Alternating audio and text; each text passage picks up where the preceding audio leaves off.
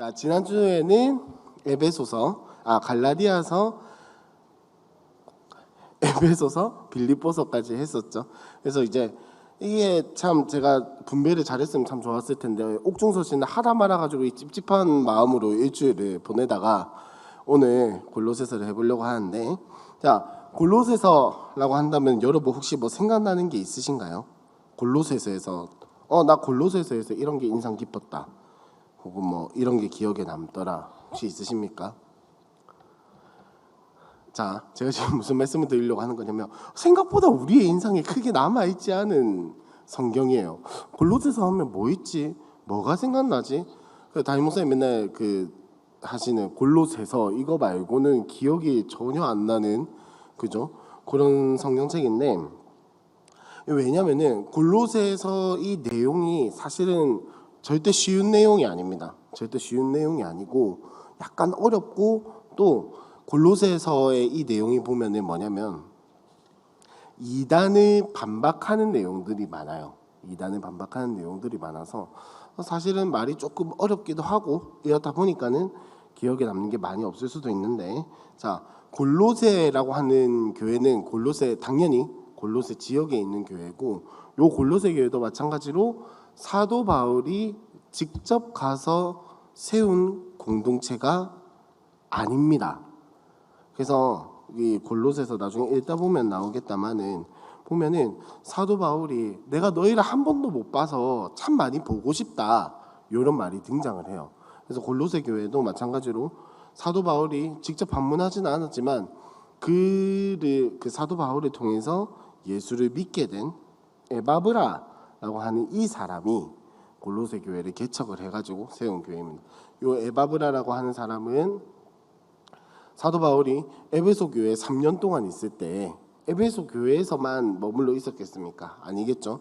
당연히 그 지역을 돌아다니면서 전도하고 복음을 전했을 텐데, 그 와중에 만난 사람이고, 또 그 에바브라라는 사람이 골로새라는 지역에 가서 공동체를 만들고 교회를 세운 게 골로새 교회다. 그래서 골로새 교회 사람들과 사도 바울은 한 번도 만난 적이 있다 없다? 없다라는 겁니다. 없다라는 거예요.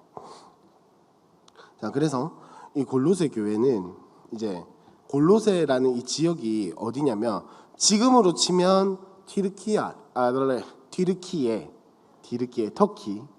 터키 지역인데, 정확하게 어디다라고 이야기를 해도 우린 터키 지역을 잘 모르니까 어쨌든 지금 우리가 알고 있는 그 튀르키예 터키 지역, 터키 나라 어딘가쯤에 있다라고 생각을 하시면 되겠는데, 이때 당시에 골로새라는 지역의 특징이 어땠냐면, 첫 번째로 사람이 인종이 굉장히 다양했습니다.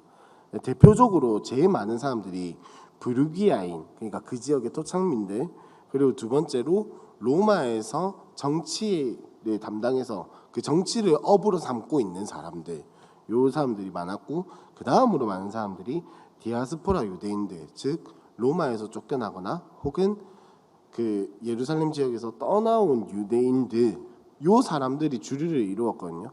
그러니까 그 지역 토착민, 헬라 문화를 가진 로마인, 유대 문화를 가진 유대인, 요 세 사람이 제일 많고, 그 외에도 짜잘짜잘하게 뭐가 많았겠죠, 그죠? 왜냐면은 요 골로새라는 지역은 막 에베소라는 그 동네만큼 큰 지역은 아니었지만은 이 골로새라는 지역도 마찬가지로 굉장히 큰, 뭐랄까요, 우리나라 문화로 치면 실크로드 같은 곳에 중간에 한 발짝 걸쳐져 있는 그런 도시였습니다. 그래가지고 사람들도 많이 드나다니고, 그다음에 특히 이 골로새라는 지역의 특징이 뭐냐면은 이 양들이 먹을 만한 풀, 그러니까 양들의 먹이가 많아가지고 양들을 키우기에 굉장히 좋았다고 합니다. 그러다 보니까 자연스럽게 양을 이렇게 키우는 산업이 늘어날 것이고, 그러다 보면 자연스럽게 뒤따라오는 산업이 뭘까요? 양의 털을 깎아서 옷을 만든다든지 필요한 전을 만든다든지 이런 방직 산업이 굉장히 발달을 하겠죠. 그렇게 하면서 도시가 점점 성장을 하게 된 거예요. 즉 무슨 말이냐면 사람들도 많이 드나다니고 문화의 교류가 굉장히 많은 지역이다라는 거죠. 그러다 보니까 요 골로새서를 읽을 때 가장 핵심은 뭐냐면은 골로새 교회에 어떤 이단이 들어왔는가를 이렇게 읽을 때 참 많이 헷갈리거든요. 근데 이게 정확하게 어떤 이단인지는 몰라요.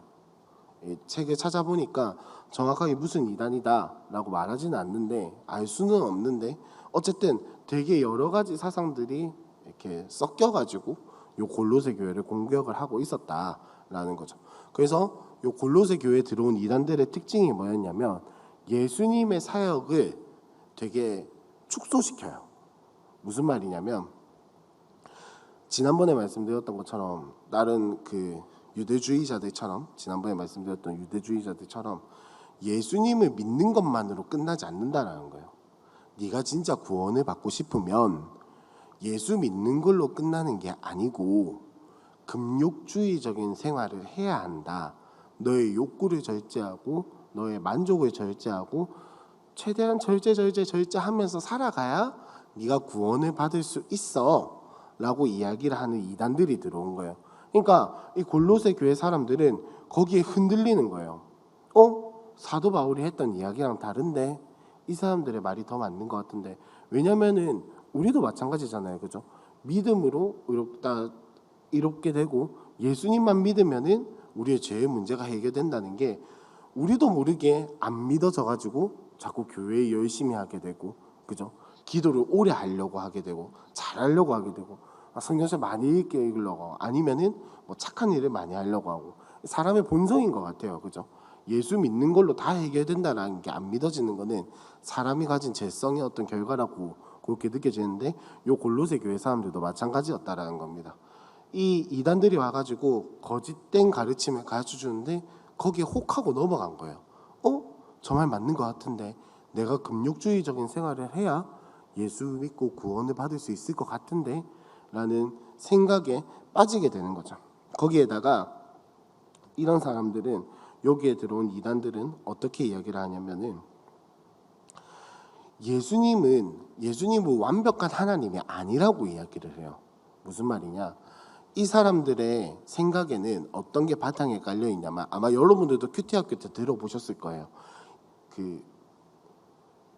갑자기 기억이 안 나요. 아무튼 설명을 하자면 그 플라톤의 이데아 사상 혹시 큐티학교 때 들었던 거 기억나시나요? 다시 들으시길 바랍니다. 큐티학교. 하여튼 쉽게 말하면 이거예요. 하늘에 속한 것은 선한 것, 땅에 있는 것, 육체에 속한 것은 악한 것, 이렇게 이야기를 해가지고 예수님이 육신을 입고 온 것을 부인하는 건 아닌데, 예수님이 어떻게 육체를 입을 수 있었냐? 뭐냐면은 아담 때부터 그냥 그렇구나라고만 들으시면 돼요. 굳이 이해하려고 안 하셔도 돼요. 아담 때부터 그 하나님의 신성이 아담 때부터 쭉 이어져 내려와 가지고 떨어져 나가고 닳고 닳아가지고 예수님 때에야 비로소 정착될 수 있었다라고 이야기를 해요. 저게 무슨 귀신 씨나라 까먹는 소리냐라는 표정들이신데 실제로 그렇게 주장을 했습니다. 실제로 예수님이 하나님의 아들이다라고 이야기를 하는 것은, 우리는 예수님이 하나님의 아들이다라고 이야기하는 거는 성자 하나님이라는 걸 표현을 하는 거잖아요, 그죠? 하나님이라는 걸 우리가 부인하는 건 아닌데, 이 사람들은 그 하나님이라는 속성이, 신성이 떨어져 나가고 한 1%, 2%씩 계속 줄다가 한 0. 몇 % 되니까 예수님 때에야 정착이 될 수 있었다. 그래서 이때 예수 그리스도가 태어나게 된 거고, 예수 그리스도를 믿는 걸로는 구원받는데 모자라다라는 거죠. 그렇기 때문에 너의 생활을 절제하고 그 다음에 너의 욕심 이런 걸 다 잘라내가지고 너의 욕심을 다 잘라내야 예수 믿고 구원받을 수 있다라고 이야기를 하는 게 요 골로새 교회에 들어온 이단들의 핵심입니다. 그렇기 때문에 골로새서에서 사도 바울이 전체적으로 이야기를 하려고 하는 큰 틀은 뭐냐면 첫 번째, 예수 믿는 걸로 충분하다라는 거예요. 딴 거 다 필요 없다. 예수 믿는 걸로 충분하다.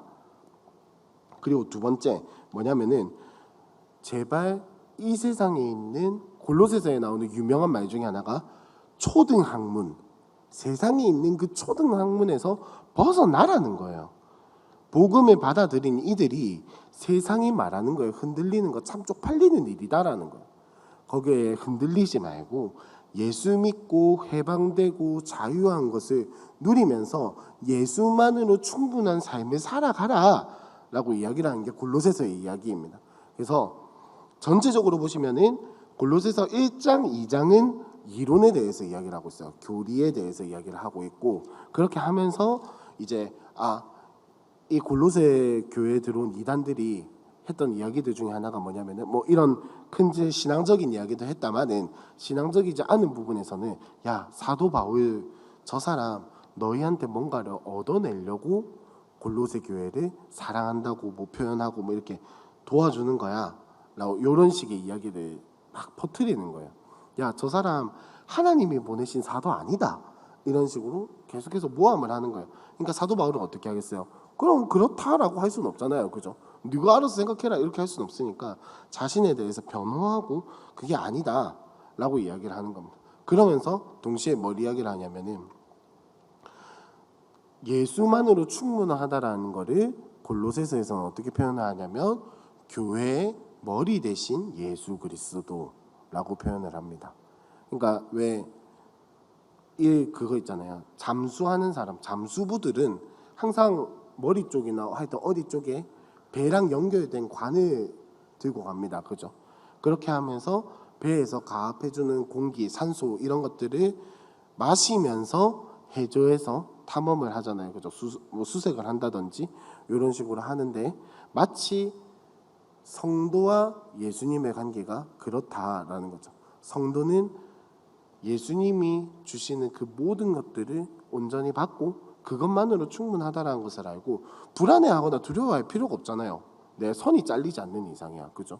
예수님과 내가 연결이 돼 있다면 불안해하거나 두려워할 필요가 없다라고 이야기를 하는 게 1장과 2장이고, 그럼 3장과 4장에서는 그렇게 교회의 머리 대신 예수 그리스도를 믿고 살아가는 사람들은 어떻게 삶을 살아가는가에 대해서 이야기를 하는 게 3장과 4장입니다. 그럼 우리 먼저 1장과 2장을 한번 같이 읽어보도록 하겠습니다. 1장, 2장 한번 들어주세요.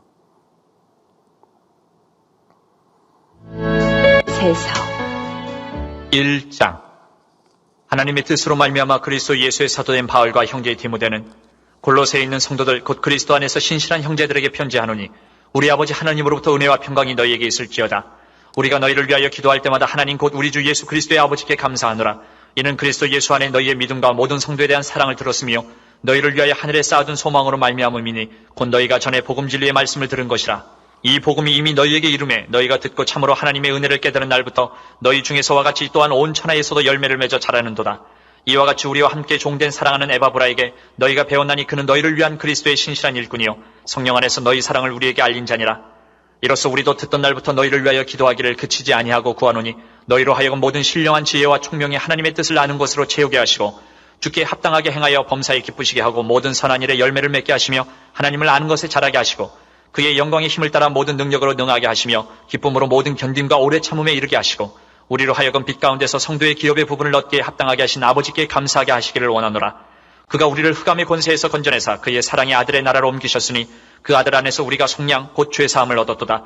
그는 보이지 아니하는 하나님의 형상이시요 모든 피조물보다 먼저 나신 이시니 만물이 그에게서 창조되되 하늘과 땅에서 보이는 것들과 보이지 않는 것들과 혹은 왕권들이나 주권들이나 통치자들이나 권세들이나 만물이 다 그로 말미암고 그를 위하여 창조되었고 또한 그가 만물보다 먼저 계시고 만물이 그 안에 함께 섰느니라. 그는 몸인 교회의 머리시라. 그가 근본이시여 죽은 자들 가운데서 먼저 나신 이시니 이는 친히 만물의 으뜸이 되려 하시며 아버지께서는 모든 충만으로 예수 안에 거하게 하시고 그의 십자가의 피로 화평을 이루사 만물 곧 땅에 있는 것들이나 하늘에 있는 것들이 그로 말미암아 자기와 화목하게 되기를 기뻐하심이라. 전에 악한 행실로 멀리 떠나 마음으로 원수가 되었던 너희를 이제는 그의 육체의 죽음으로 말미암아 화목하게 하사 너희를 거룩하고 흠없고 책망할 것이 없는 자로 그 앞에 세우고자 하셨으니 만일 너희가 믿음에 거하고 터 위에 굳게 서서 너희 들은 바 복음의 소망에서 흔들리지 아니하면 그리하리라. 이 복음은 천하 만민에게 전파된 바요 나 바울은 이 복음의 일꾼이 되었노라. 나는 이제 너희를 위하여 받는 괴로움을 기뻐하고 그리스도의 남은 고난을 그의 몸된 교회를 위하여 내 육체에 채우느라. 내가 교회의 일꾼 된 것은 하나님이 너희를 위하여 내게 주신 직분을 따라 하나님의 말씀을 이루려 함이니라. 이 비밀은 만세와 만대로부터 감추어졌던 것인데 이제는 그의 성도들에게 나타났고 하나님이 그들로 하여금 이 비밀의 영광이 이방인 가운데 얼마나 풍성한지를 알게 하려 하심이라. 이 비밀은 너희 안에 계신 그리스도시니 곧 영광의 소망이니라. 우리가 그를 전파하여 각 사람을 권하고 모든 지혜로 각 사람을 가르침은 각 사람을 그리스도 안에서 완전한 자로 세우려 함이니 이를 위하여 나도 내 속에서 능력으로 역사하시는 이의 역사를 따라 힘을 다하여 수고하노라. 2장. 내가 너희와 라오디게아에 있는 자들과 무릇 내 육신의 얼굴을 보지 못한 자들을 위하여 얼마나 힘센지를 너희가 알기를 원하노니 이는 그들로 마음의 위안을 받고 사랑 안에서 연합하여 확실한 이해의 모든 풍성함과 하나님의 비밀인 그리스도를 깨닫게 하려 함이니 그 안에는 지혜와 지식의 모든 보화가 감추어져 있느니라. 내가 이것을 말하면 아무도 교묘한 말로 너희를 속이지 못하게 하려 함이니 이는 내가 육신으로는 떠나 있으나 심령으로는 너희와 함께 있어 너희가 질서 있게 행함과 그리스도를 믿는 너희 믿음이 굳건한 것을 기쁘게 봄이라. 그러므로 너희가 그리스도 예수를 주로 받았으니 그 안에서 행하되 그 안에 뿌리를 박으며 세움을 받아 교훈을 받은 대로 믿음에 굳게 서서 감사함을 넘치게 하라. 누가 철학과 헛된 속임수로 너희를 사로잡을까 주의하라. 이것은 사람의 전통과 세상의 초등학문을 따름이요 그리스도를 따름이 아니니라. 그 안에는 신성의 모든 충만이 육체로 거하시고 너희도 그 안에서 충만하여졌으니 그는 모든 통치자와 권세의 머리시라. 또 그 안에서 너희가 손으로 하지 아니한 할례를 받았으니 곧 육의 몸을 벗는 것이요 그리스도의 할례니라. 너희가 세례로 그리스도와 함께 장사되고 또 죽은 자들 가운데서 그를 일으키신 하나님의 역사를 믿음으로 말미암아 그 안에서 함께 일으키심을 받았느니라. 또 범죄와 육체의 무할례로 죽었던 너희를 하나님이 그와 함께 살리시고 우리의 모든 죄를 사하시고 우리를 거스르고 불리하게 하는 법조문으로 쓴 증서를 지우시고 제하여 버리사 십자가에 못 박으시고 통치자들과 권세들을 무력화하여 드러내어 구경거리로 삼으시고 십자가로 그들을 이기셨느니라. 그러므로 먹고 마시는 것과 절기나 초하루나 안식일을 이유로 누구든지 너희를 비판하지 못하게 하라. 이것들은 장래일의 그림자이나 몸은 그리스도의 것이니라. 아무도 꾸며낸 겸손과 천사 숭배를 이유로 너희를 정죄하지 못하게 하라. 그가 그 본 것에 의지하여 그 육신의 생각을 따라 헛되이 과장하고 머리를 붙들지 아니하는지라. 온몸이 머리로 말미암아 마디와 힘줄로 공급함을 받고 연합하여 하나님이 자라게 하심으로 자라느니라. 너희가 세상의 초등학문에서 그리스도와 함께 죽었거든 어찌하여 세상에 사는 것과 같이 규례에 순종하느냐. 곧 붙잡지도 말고 맛보지도 말고 만지지도 말라 하는 것이니 이 모든 것은 한때 쓰이고는 없어지리라. 사람의 명령과 가르침을 따르느냐. 이런 것들은 자의적 숭배와 겸손과 몸을 괴롭게 하는 데는 지혜 있는 모양이나 오직 육체 따르는 것을 금하는 데는 조금도 유익이 없느니라. 1장 2장을 보시니까 지금 사도 바울이 무슨 말을 하려고 하는지 아시겠죠? 그죠? 그 내용의 흐름은 아시겠죠? 하나하나는 몰라도 뭐냐면은 너희가 예수를 믿고 예수와 함께 살아가는 사람들이면은 세상의 초등학문이라든지 율법이라든지 이런 것들에 매이면서 너희의 구원을 의심하면서 살아가는 것이 아니라 예수 그리스도를 주로 믿기로 결단을 했으면 예수 그리스도를 바라보고 살아가라는 거예요. 그러면 그걸 어떻게 살아가는가를 이제 3장과 4장에서 이야기를 하는데 3장과 4장에서 사도 바울이 권면하고 있는 그리스도인의 삶에서의 그 대강령, 대원칙은 무엇이냐? 3장 2절에 보면은 위의 것을 생각하고 땅의 것을 생각하지 말라는 거예요. 여기서 말하는 위의 것을 생각하고 땅의 것을 생각하지 말라는 것은 위로는 우리의 머리 대신 예수 그리스도를 바라보라는 것이고 땅의 것이라고 한다면은 뭐 이렇게 하면 구원받을 수 있다, 저렇게 하면 천국의 상급이 많다더라, 이런 거에 매이지 말라는 거예요. 그게 잘못됐다, 잘잘못을 따지자라는 게 아니라 그거에 매이지 말라는 겁니다.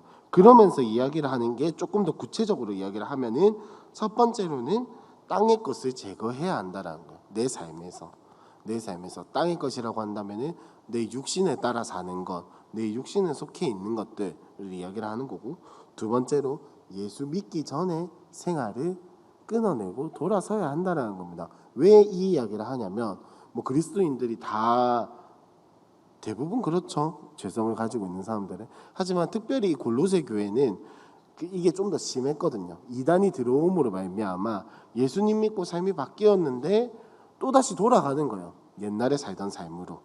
돌아가니까는 사도 바울이 그렇게 이야기를 한 거고, 마지막 세 번째로 네가 받은 은혜를 다른 사람에게 베풀어 줄 줄 알아야 한다라는 거를 이제 이야기를 하고 있는 겁니다. 그러면서 이제 그게 구체적으로 권면이 나오는 게 뭐냐면은 4장에 보시면은 이제 여러분들이 잘 아시는 그 종과 아비와 어미와 그다음에 뭐 자녀, 종, 상전 뭐 이렇게 이야기를 하는 그 부분인데, 거기에 보면은 자 한번 넘겨서 한번 보시면은 자, 3장 18절부터 나오죠.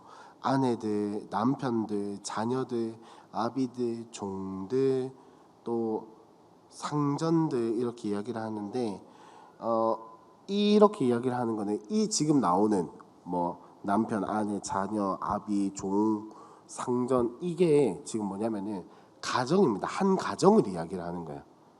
왜냐면은 이때 당시에는 종을 가지고 있는 게 어떤 뭐랄까요? 불법이 아니었거든요. 종이 있는 게. 그러니까 어느 정도 규모가 있는 한 가정이라면 요 정도의 구성원들은 다 있다라는 거죠. 즉 지금 사도 바울이 이야기를 하는 것은 한 가정이 예로 들어서 그리스도인의 한 가정을 예로 들어 가지고 네가 받은 은혜를 베풀면서 살아가는 게 무엇이냐? 자, 네가 아내라면 받은 은혜를 베풀면서 살아가는 게 뭐냐? 남편에게 복종하는 거다. 남편들아, 네가 받은 은혜를 베풀면서 살아가는 게 뭐냐? 가정 내에서 아내를 사랑하는 것이다. 괴롭게 하지 않는 것이다. 자녀들아, 너희가 은혜를 받아서 가정 내에서 살아가려면 어떻게 해야겠느냐? 부모에게 순종하고, 아비들아, 자녀를 노엽게 하지 말라 라고 이야기를 하는 겁니다. 한 가정을 예로 들어가지고 은혜 받은 것을 베풀면서 살아가는 삶이 어떤 것인가를 이야기를 해주고 있는 겁니다. 그리고 그 뒤에 보면은 뭐 4장 2절부터는 이제 짧은 권면들, 기도 열심히 해라, 외인들에 대해서는 지혜로 행해라 이러고 나서 그 뒤에는 또 7절부터는 끝 인사인데 한번 3장 4장을 우리 한번 같이 읽어보도록 하겠습니다. 3장. 그러므로 너희가 그리스도와 함께 다시 살리심을 받았으면 위의 것을 찾으라. 거기는 그리스도께서 하나님 우편에 앉아 계시느니라. 위의 것을 생각하고 땅의 것을 생각하지 말라. 이는 너희가 죽었고 너희 생명이 그리스도와 함께 하나님 안에 감추어졌습니다. 우리 생명이신 그리스도께서 나타나실 그때에 너희도 그와 함께 영광 중에 나타나리라. 그러므로 땅에 있는 지체를 죽이라. 곧 음란과 부정과 사욕과 악한 정욕과 탐심이니 탐심은 우상 숭배니라. 이것들로 말미암아 하나님의 진노가 임하느니라. 너희도 전에 그 가운데 살 때에는 그 가운데서 행하였으나 이제는 너희가 이 모든 것을 벗어버리라. 곧 분함과 노여움과 악의와 비방과 너희 입에 부끄러운 말이라. 너희가 서로 거짓말을 하지 말라. 옛사람과 그 행위를 벗어버리고 새 사람을 입었으니 이는 자기를 창조하신 이의 형상을 따라 지식에까지 새롭게 하심을 입은 자니라. 거기에는 헬라인이나 유대인이나 할례파나 무할례파나 야만인이나 수구디안이나 종이나 자유인이 차별이 있을 수 없나니 오직 그리스도는 만유시요 만유 안에 계시니라. 그러므로 너희는 하나님이 택하사 거룩하고 사랑받는 자처럼 긍휼과 자비와 겸손과 온유와 오래 참음을 옷 입고 누가 누구에게 불만이 있거든 서로 용납하여 피차 용서하되 주께서 너희를 용서하신 것 같이 너희도 그리하고 이 모든 것 위에 사랑을 더하라. 이는 온전하게 매는 띠니라. 그리스도의 평강이 너희 마음을 주장하게 하라. 너희는 평강을 위하여 한 몸으로 부르심을 받았나니 너희는 또한 감사하는 자가 되라. 그리스도의 말씀이 너희 속에 풍성히 거하여 모든 지혜로 피차 가르치며 권면하고 시와 찬송과 신령한 노래를 부르며 감사하는 마음으로 하나님을 찬양하고 또 무엇을 하든지 말에나 일에나 다 주 예수의 이름으로 하고 그를 힘입어 하나님 아버지께 감사하라. 아내들아 남편에게 복종하라. 이는 주 안에서 마땅하니라. 남편들아 아내를 사랑하며 괴롭게 하지 말라. 자녀들아 모든 일에 부모에게 순종하라. 이는 주 안에서 기쁘게 하는 것이니라. 아비들아 너희 자녀를 노엽게 하지 말지니 낙심할까 함이라. 종들아 모든 일에 육신의 상전들에게 순종하되 사람을 기쁘게 하는 자와 같이 눈가림만 하지 말고 오직 주를 두려워하여 성실한 마음으로 하라. 무슨 일을 하든지 마음을 다하여 주께 하듯 하고 사람에게 하듯 하지 말라. 이는 기업의 상을 주께 받을 줄 아나니 너희는 주 그리스도를 섬기느니라. 불의를 행하는 자는 불의의 보응을 받으리니 주는 사람을 외모로 취하심이 없느니라. 자, 4장. 상전 잠깐만 멈춰주시면 하여튼 요 이야기를 이제 3장의 내용을 보시면서 여러분들이 기억을 하셔야 할 것은 사도 바울은 그러니까 법을 지키는 율법을 지키는 것에 대해서 부정적인 사람은 아니에요. 율법을 지킬 때는 지켜야 하는데 요것을 지키는 태도와 자세가 무엇인가인 거죠. 요거를 지킨다고 해서 그거를 지킬 때 흔히 우리가 하는 말로 뭐냐면은 이것 때문에 구원을 받니 안 받니가 아니라 하나님께 감사한 마음으로 내가 주의 백성으로서 살아가기 위해서 지키는 것은 사도 바울이 오히려 권하는 것입니다. 근데 지금 골로새 교회 사람들이 그게 아니기 때문에 이런 이야기들을 하고 있는 거예요. 이어서 4장 한번 들어주세요. 들아 의와 공평을 종들에게 베풀지니 너희에게도 하늘의 상전이 계심을 알지어다. 기도를 계속하고 기도에 감사함으로 깨어있으라. 또한 우리를 위하여 기도하되 하나님이 전도할 문을 우리에게 열어주사 그리스도의 비밀을 말하게 하시기를 구하라. 내가 이 일 때문에 매임을 당하였노라. 그리하면 내가 마땅히 할 말로써 이 비밀을 나타내리라. 외인에게 대해서는 지혜로 행사하여 세월을 아끼라. 너희 말을 항상 은혜 가운데서 소금으로 맛을 낸 것 같이 하라. 그리하면 각 사람에게 마땅히 대답할 것을 알리라. 두기고가 내 사정을 다 너희에게 알려주리니 그는 사랑받는 형제요 신실한 일꾼이요 주 안에서 함께 종이 된 자니라. 내가 그를 특별히 너희에게 보내는 것은 너희로 우리 사정을 알게 하고 너희 마음을 위로하게 하려 함이라. 신실하고 사랑을 받는 형제 오네시모를 함께 보내노니 그는 너희에게서 온 사람이라. 그들이 여기 일을 다 너희에게 알려주리라. 나와 함께 갇힌 아리스다고와 바나바의 생제 마가와 이 마가에 대하여 너희가 명을 받았음에 그가 이르거든 영접하라. 유스도라 하는 예수도 너희에게 문안하느니라. 그들은 할레파이나 이들만은 하나님의 나라를 위하여 함께 역사하는 자들이니 이런 사람들이 나의 위로가 되었느니라. 그리스도 예수의 종인 너희에게서 온 에바브라가 너희에게 문안하느니라. 그가 항상 너희를 위하여 애써 기도하여 너희로 하나님의 모든 뜻 가운데서 완전하고 확신 있게 서기를 구하나니 그가 너희와 라오디게아에 있는 자들과 히에라볼리에 있는 자들을 위하여 많이 수고하는 것을 내가 증언하노라. 사랑을 받는 의사 누가와 또 데마가 너희에게 문안하느니라. 라오디게아에 있는 형제들과 눈바와 그 여자의 집에 있는 교회에 문안하고 이 편지를 너희에게서 읽은 후에 라오디게아인의 교회에서도 읽게 하고 또 라오디게아로부터 오는 편지를 너희도 읽으라. 아키포에게 이르기를 주 안에서 받은 직분을 삼가 이루라고 하라. 나 바울은 친필로 문안하노니 내가 매인 것을 생각하라. 은혜가 너희에게 있을지어다. 골로새서를 통해서 사도 바울이 골로새 교회에 이야기를 하고자 하는 것은 크게 이제 두 가지로 요약을 할 수 있겠죠. 첫 번째, 예수님을 믿는 것으로 충분하다라는 겁니다. 예수님을 믿는 것으로 충분하고 그 다음에 예수 믿는 것으로 충분한 사람은 삶이 따라오게 되는데 그 삶이 뭐냐?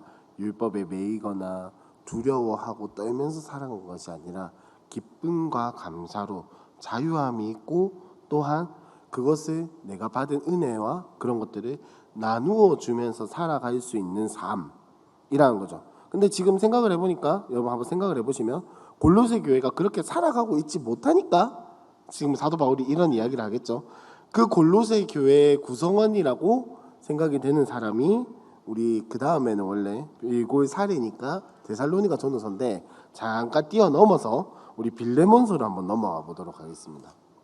빌레몬서로 넘어가면 그러니까 이 빌레몬이라는 사람에게 쓴 편지인데 이 사람이 아마 골로새 교회의 사람이지 않았을까? 예, 그 사람이지 않나, 골로새 교회 구성원이지 않나라고 이제 많은 분들이 그렇게 이야기를 하시더라고요. 그래서 이제 아마 이 골로새 교회를 쓰면서 이 빌레몬서를 같이 써가지고 갖다 주는 김에 빌레몬에게도 전달해주지 않았을까라고 이야기를 하는데 여러분 빌레몬서의 내용은 아마 유명하니까 다들 아실 거예요, 그죠? 오네시모라는 종을 빌레몬이 뭐 이렇게 용서를 해준다 할 때 뭘 해가지고 같은 동력자로 생각을 해라라고 이야기를 하는데 여기서 우리가 놓치지 말아야 할 게 하나가 있습니다.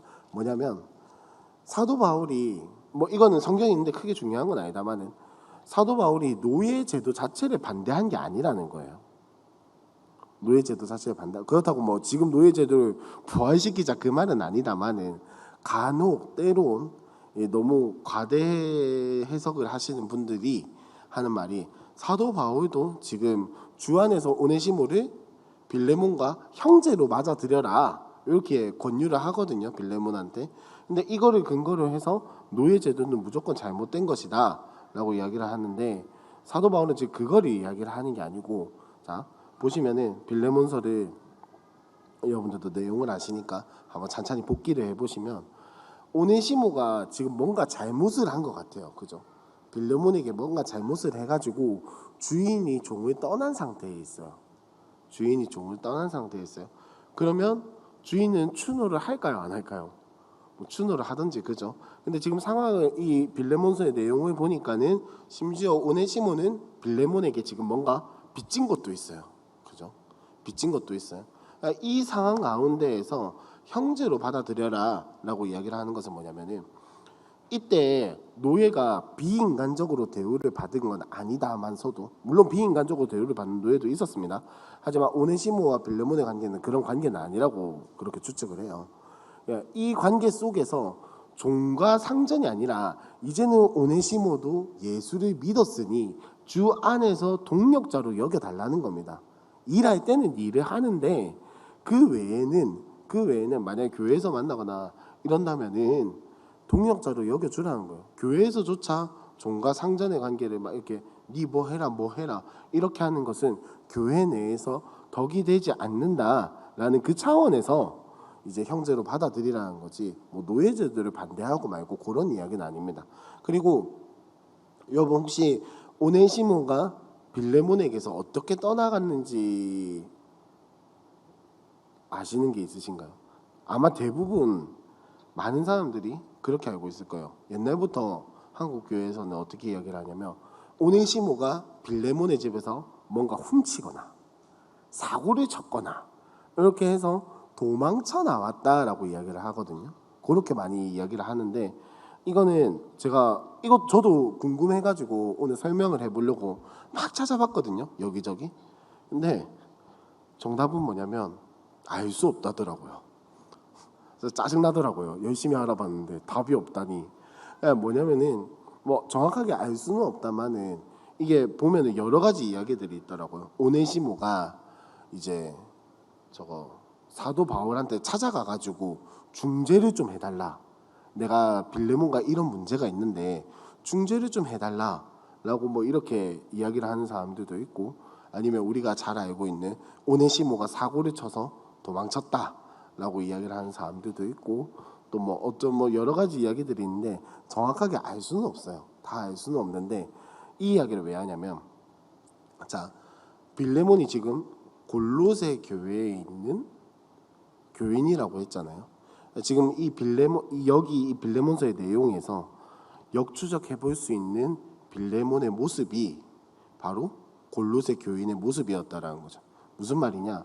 빌레몬이 골로새 교인이라면 지금 빌레몬의 상태는 매우 높은 확률로 내가 받은 은혜를 다른 사람에게 베풀지 못하고 여전히 율법의 초등 학문에 매여 있고, 내가 예수 믿고 충분하고 예수 믿고 자유한 것이 아니라 예수 믿고 오히려 더 두렵고 예수 믿고 오히려 더 금욕적으로 살고 예수 믿고 오히려 사람을 더 멀리하고 미워하는 그런 상황에 있지 않을까 한다라는 거죠. 그래서 사도 바울이 빌레몬에게 한 번 더 편지를 쓰면서, 아마도 뭐 오네시모가 막 이렇게 천대를 받았다 이건 아니겠다마는 아마도 이 빌레몬에게 지금 사도 바울이 편지로 굉장히 좋게 하지만 강하게 권유를 하고 있거든요. 제발 오네시모 좀 잘 봐달라고. 보시면은 빌레몬서는 바울이 3번이나 호소를 해요. 잘 받아 오네시모를 받아달라고. 첫 번째로 뭐라고 이야기를 하냐면 오네시모가 유익한 사람이다라고 8절에서부터 11절에 보시면은 11절에 보시면 그렇죠.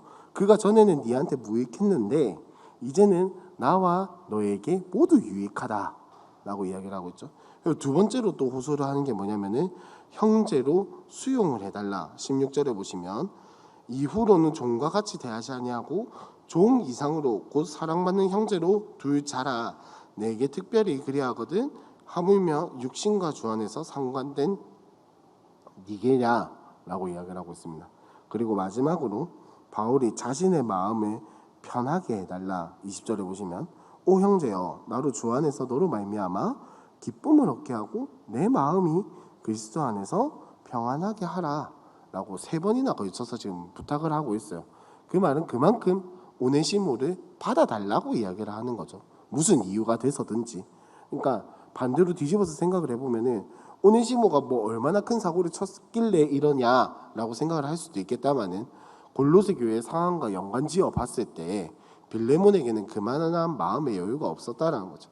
내가 받은 은혜를 다른 사람에게 베풀면서 살아갈 만한 그런 상태가 아니었다라는 것을 유추를 해볼 수 있습니다. 그래서 빌레몬서는 그래도 한번 다 같이 읽어볼까요? 한 장인데 빌레몬서 한번 들어주세요. 빌레몬서.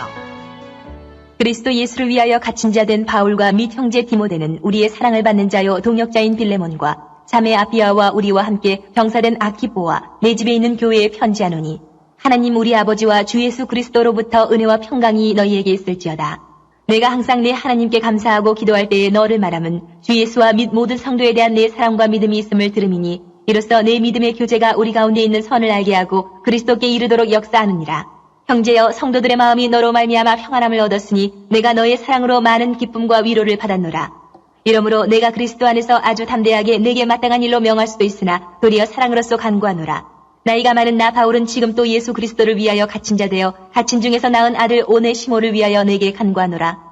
그가 전에는 내게 무익하였으나 이제는 나와 내게 유익함으로 내게 그를 돌려보내노니 그는 내 신복이라. 그를 내게 머물러 있게 하여 내 복음을 위하여 갇힌 중에서 내 대신 나를 섬기게 하고자 하나 다만 내 승낙이 없이는 내가 아무것도 하기를 원하지 아니하노니 이는 너의 선한 일이 억지같이 되지 아니하고 자의로 되게 하려 함이라. 아마 그가 잠시 떠나게 된 것은 너로 하여금 그를 영원히 두게 함이리니 이후로는 종과 같이 대하지 아니하고 종 이상으로 곧 사랑받는 형제로 둘 자라. 내게 특별히 그러하거든 하물며 육신과 주 안에서 상관된 내게랴. 그러므로 내가 나를 동역자로 알진대 그를 영접하기를 내게 하듯하고 그가 만일 내게 불의를 하였거나 내게 빚진 것이 있으면 그것을 내 앞으로 계산하라. 나 바울이 친필로 쓰노니 내가 갚으려니와 내가 이 위에 내 자신이 내게 빚진 것은 내가 말하지 아니하노라. 오 형제여, 나로 주 안에서 너로 말미암아 기쁨을 얻게 하고 내 마음이 그리스도 안에서 평안하게 하라. 나는 내가 순종할 것을 확신함으로 내게 썼노니 내가 내게 말한 것보다 더 행할 줄을 아노라. 오직 너는 나를 위하여 숙소를 마련하라. 너희 기도로 내가 너희에게 나아갈 수 있기를 바라노라. 그리스도 예수 안에서 나와 함께 갇힌 자 에바브라와 또한 나의 동역자 마가, 아리스타고, 데마, 누가가 문안하느니라. 우리 주 예수 그리스도의 은혜가 너희 심령과 함께 있을지어다. 네, 보다가 생각이 났는데 21절, 22절에 보면 지금 바울이 마지막으로 한 번 더 강력하게 권유를 하고 있잖아요. 이건 그냥 재밌는 이야기인데 뭐냐면은 지금 이 말이 굉장히 유해 보이는데 실제로는 굉장히 압박하는 웃으면서 말 되게 세게 하는 그런 느낌 있잖아요. 그러다가 왜 빌레몬서까지는 지금 옥중서신입니다. 그죠? 옥중서신인데 지금 사도 바울이 보면은 22절에 오직 너는 나를 위하여 숙소를 마련하래. 내가 갈 수도 있으니.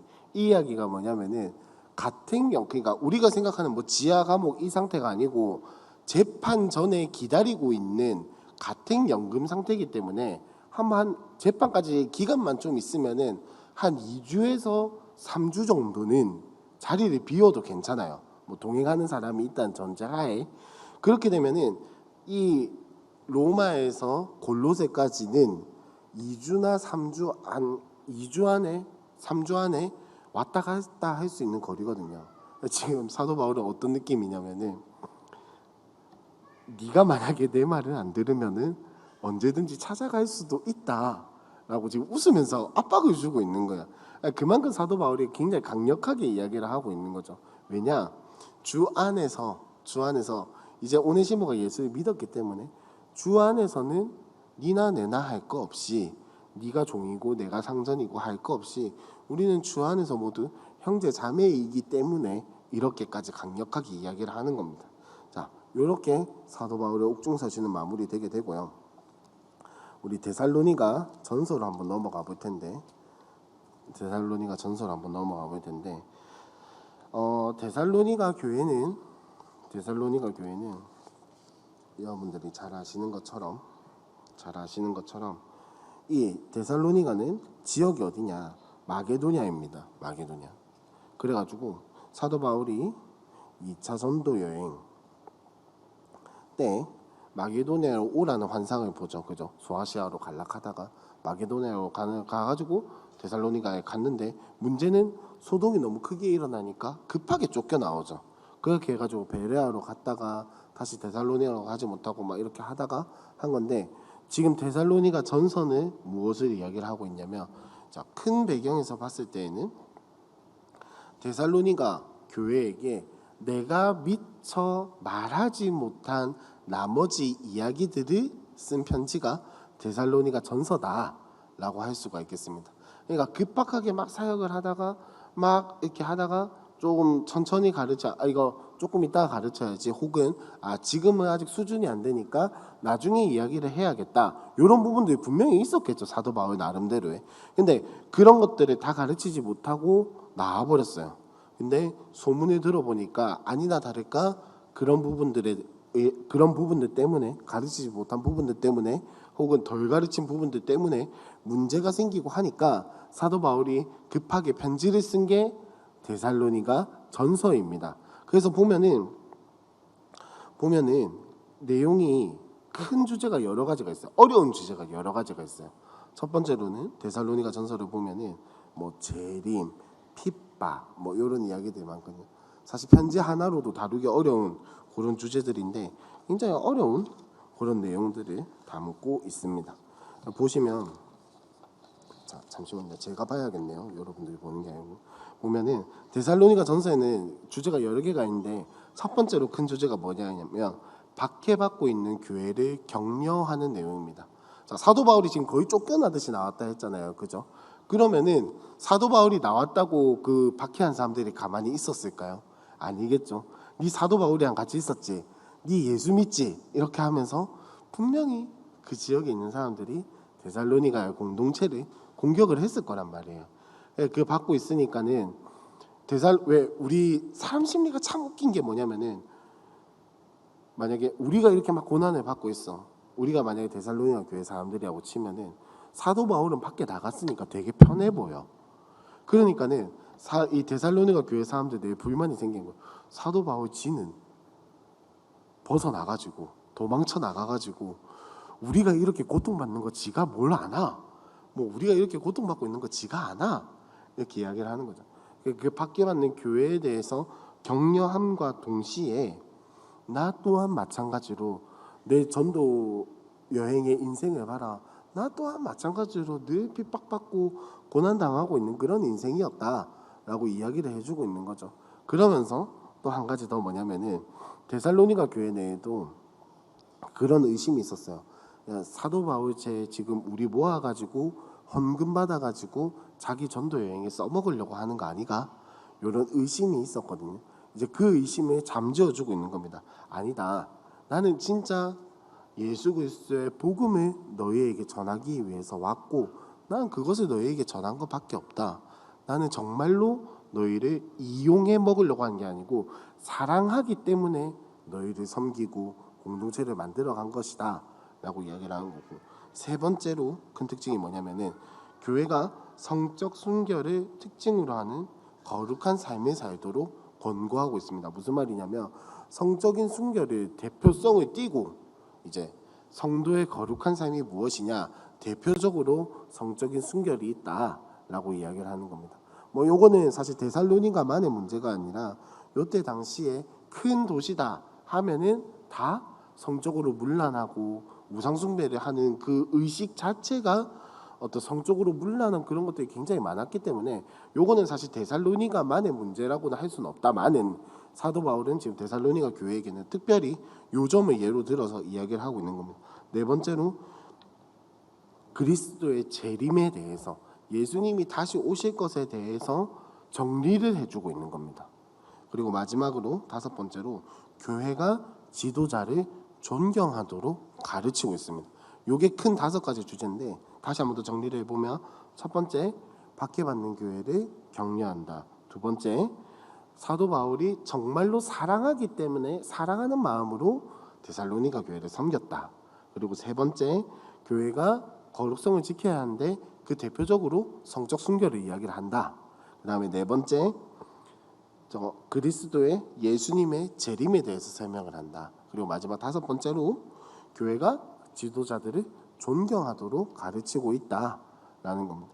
그러면 우리 읽으면서 한번 이야기를 이어나가 보도록 하겠습니다. 데살로니가 전서 1장 한번 들어주세요. 바울과 실루아노와 디모데는 하나님 아버지와 주 예수 그리스도 안에 있는 데살로니가인의 교회에 편지하노니 은혜와 평강이 너희에게 있을지어다. 우리가 너희 모두로 말미암아 항상 하나님께 감사하며 기도할 때에 너희를 기억함은 너희의 믿음의 역사와 사랑의 수고와 우리 주 예수 그리스도에 대한 소망의 인내를 우리 하나님 아버지 앞에서 끊임없이 기억함이니, 하나님의 사랑하심을 받은 형제들아 너희를 택하심을 아노라. 이는 우리 복음이 너희에게 말로만 이른 것이 아니라 또한 능력과 성령과 큰 확신으로 된 것임이라. 우리가 너희 가운데서 너희를 위하여 어떤 사람이 된 것은 너희가 아는 바와 같으니라. 또 너희는 많은 환난 가운데서 성령의 기쁨으로 말씀을 받아 우리와 주를 본받은 자가 되었으니, 그러므로 너희가 마게도냐와 아가야에 있는 모든 믿는 자의 본이 되었느니라. 주의 말씀이 너희에게로부터 마게도냐와 아가야에만 들릴 뿐 아니라 하나님을 향하는 너희 믿음의 소문이 각처에 퍼졌으므로 우리는 아무 말도 할 것이 없노라. 그들이 우리에 대하여 스스로 말하기를 우리가 어떻게 너희 가운데 들어갔는지와 너희가 어떻게 우상을 버리고 하나님께로 돌아와서 살아계시고 참되신 하나님을 섬기는지와 또 죽은 자들 가운데서 다시 살리신 그의 아들이 하늘로부터 강림하실 것을 너희가 어떻게 기다리는지를 말하니, 이는 장래의 노하심에서 우리를 건지시는 예수시니라. 자, 1장은 데살로니가 교회가 공동체를 이루고 신앙생활을 하는 걸 보면서 사도 바울이, 야, 나는 너희를 보니까 이런 게 참 감사하더라 라고 하는 이야기를 하고 있으면서 동시에 마지막에 보니까 이들 가운데 어떤 문제가 있었는지 실마리를 살짝 던지죠. 그죠? 보니까는 9절에 우상을 버리고 하나님께 돌아온 것은, 그리고 섬기는 것을 참 잘하고 있는데, 자 10절에 보니까 죽은 자들 가운데서 다시 살리신 그의 아들이 하늘로부터 강림하실 것을 너희가 어떻게 기다리는지 내가 들었다 라고 이야기를 합니다. 기다리는 건 참 좋은데 너희 기다리는 자세에 약간 문제가 있다라는 것을 이야기를 하고 싶은 게 살짝 보이죠. 그죠? 그리고 2장으로 넘어가면은 사도 바울이 가장 큰 이야기를 뭘 하고 있냐면, 나는 진짜 다른 어떤 이득이라든지 금전적인 것이라든지 이런 거를 취하기 위해서 너희를 섬긴 것이 아니라 정말로 예수 그리스도의 복음과 하나님의 사랑에 감동되어서 너희를 섬긴 것이다 라고 이야기를 하는 게 바로 2장입니다. 2장 한번 다 같이 읽어볼게요. 2장. 형제들아, 우리가 너희 가운데 들어간 것이 헛되지 않은 줄을 너희가 친히 아나니, 너희가 아는 바와 같이 우리가 먼저 빌립보에서 고난과 능력을 당하였으나 우리 하나님을 힘입어 많은 싸움 중에 하나님의 복음을 너희에게 전하였노라. 우리의 권면은 간사함이나 부정에서 난 것이 아니요 속임수로 하는 것도 아니라 오직 하나님께 옳게 여기심을 입어 복음을 위탁받았으니 우리가 이와 같이 말함은 사람을 기쁘게 하려 함이 아니요 오직 우리 마음을 감찰하시는 하나님을 기쁘시게 하려 함이라. 너희도 알거니와 우리가 아무 때에도 아첨하는 말이나 탐심의 탈을 쓰지 아니한 것을 하나님이 증언하시느니라. 또한 우리는 너희에게서든지 다른 이에게서든지 사람에게서는 영광을 구하지 아니하였노라. 우리는 그리스도의 사도로서 마땅히 권위를 주장할 수 있으나 도리어 너희 가운데서 유순한 자가 되어 유모가 자기 자녀를 기름과 같이 하였으니 우리가 이같이 너희를 사모하여 하나님의 복음뿐 아니라 우리의 목숨까지도 너희에게 주기를 기뻐함은 너희가 우리의 사랑하는 자 됨이라.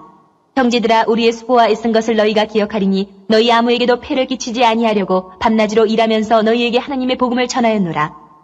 우리가 너희 믿는 자들을 향하여 어떻게 거룩하고 옳고 흠없이 행하였는지에 대하여 너희가 증인이요 하나님도 그러하시도다. 너희도 아는 바와 같이 우리가 너희 각 사람에게 아버지가 자기 자녀에게 하듯 권면하고 위로하고 경계하노니 이는 너희를 부르사 자기 나라와 영광에 이르게 하시는 하나님께 합당히 행하게 하려 함이라. 이러므로 우리가 하나님께 끊임없이 감사함은 너희가 우리에게 들은 바 하나님의 말씀을 받을 때에 사람의 말로 받지 아니하고 하나님의 말씀으로 받음이니 진실로 그러하도다. 이 말씀이 또한 너희 믿는 자 가운데에서 역사하느니라. 형제들아, 너희가 그리스도 예수 안에서 유대에 있는 하나님의 교회들을 본받은 자 되었으니 그들이 유대인들에게 고난을 받은과 같이 너희도 너희 동족에게서 동일한 고난을 받았느니라. 유대인은 주 예수와 선지자들을 죽이고 우리를 쫓아내고 하나님을 기쁘시게 하지 아니하고 모든 사람에게 대적이 되어 우리가 이방인에게 말하여 구원받게 함을 그들이 금하여 자기 죄를 항상 채움에 노하심이 끝까지 그들에게 임하였느니라. 형제들아, 우리가 잠시 너희를 떠난 것은 얼굴이요 마음은 아니니 너희 얼굴 보기를 열정으로 더욱 힘썼노라. 그러므로 나 바울은 한 번 두 번 너희에게 가고자 하였으나 사탄이 우리를 막았도다. 우리의 소망이나 기쁨이나 자랑의 멸류관이 무엇이냐? 그가 강림하실 때 우리 주 예수 앞에 너희가 아니냐? 너희는 우리의 영광이요 기쁨이니라. 3장까지 이어서 읽어볼게요. 3장. 이러므로 우리가 참다 못하여 우리만 아덴에 머물기를 좋게 생각하고 우리 형제 곧 그리스도의 복음을 전하는 하나님의 일꾼인 디모데를 보내노니 이는 너희를 굳건하게 하고 너희 믿음에 대하여 위로함으로 아무도 이 여러 환난 중에 흔들리지 않게 하려 함이라.